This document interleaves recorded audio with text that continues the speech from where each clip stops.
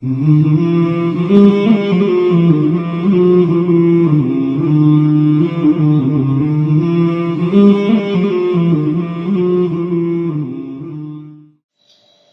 اللہ الرحمن الرحیم۔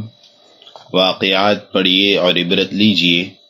سبق نمبر 69، دین میں ایسی استقامت آ جائے۔ ہمارے حضرت مسیح الامت رحمۃ اللہ علیہ نے ایک قصہ سنایا تھا کہ حضرت جنید بغدادی رحمۃ اللہ علیہ کہیں جا رہے تھے۔ راستے میں دیکھا کہ ایک چور کو سولی پر چڑھایا جا رہا ہے۔ حضرت جنید نے لوگوں سے پوچھا کہ کس جرم کی سزا میں اس کو سولی پر لٹکایا جا رہا ہے۔ بتایا گیا کہ یہ منع کرنے کے باوجود چوری کرنے سے نہیں رکتا تھا، برابر چوری کرتا رہتا تھا۔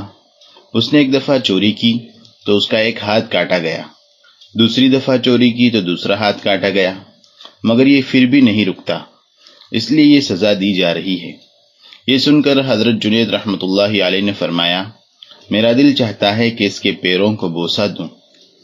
پوچھا گیا کہ حضرت آپ اس چور کے پیروں کو بوسہ دیں گے؟ کیوں؟ تو فرمایا، میں اس چور کو نہیں بلکہ اس کے اندر کی استقامت کے پیروں کو بوسہ دینا چاہتا ہوں۔ اگر ایسی استقامت ہم دینی کاموں میں پیدا کر لیں تو معلوم نہیں کتنی ترقی کریں گے۔ دین پر استقامت بڑی چیز ہے اور یہی آج کل نہیں پائی جاتی۔ نوجوان لوگ دین پر آنا چاہتے ہیں اور آتے بھی ہیں، مگر یہی استقامت نہ ہونے کی وجہ سے پلٹیاں کھاتے رہتے ہیں۔ نماز شروع کرتے ہیں پھر چھوڑ دیتے ہیں، علم دین حاصل کرنے کا جذبہ پیدا ہوتا ہے، پھر استقامت میں کمی سے وہ بجھ جاتا ہے۔ کوشش کر کے تو دیکھو۔ دارالعلوم دیوبند میں حضرت مولانا یعقوب صاحب نانوتوی رحمۃ اللہ علیہ، جو حضرت تھانوی رحمۃ اللہ علیہ کے استاد ہیں اور دارالعلوم دیوبند کے سب سے پہلے ناظم تعلیمات تھے، صدر المدرس بھی تھے، وہ درس دے رہے تھے۔ درس کے دوران جب یہ حدیث آئی کہ رسول اللہ صلی اللہ علیہ وسلم نے فرمایا، جو آدمی میرے وضو کی طرح وضو کرے پھر ایسی 2 رکعتیں پڑھے جس کے اندر کوئی وسوسہ، کوئی خیال نہ آئے تو اس کے پچھلے گناہ بخش دیے جاتے ہیں۔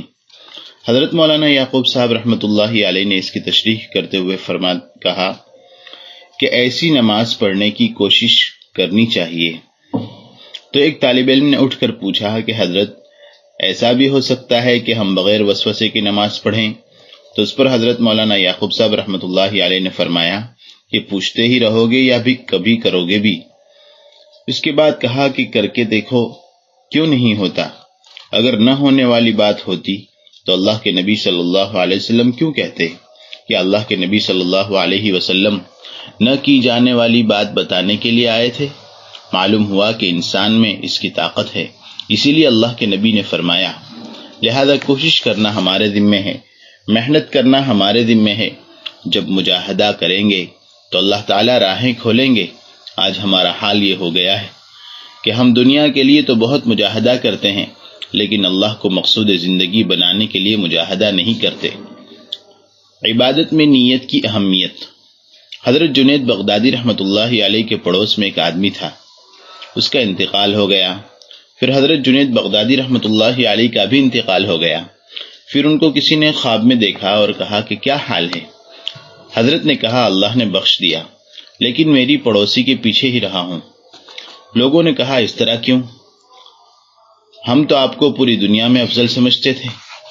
حضرت نے کہا کہ وہ آدمی ذکر اور قرآن وغیرہ پڑھتا تھا اور نیت کرتا تھا کہ اگر مجھے فرصت مل جائے تو میں بھی جنید بغدادی رحمۃ اللہ علیہ جیسا بن جاؤں اور اسی طرح کی عبادت کروں گا۔ صرف اس نیت سے اللہ تعالیٰ نے اس کے درجے کو بلند کر دیا۔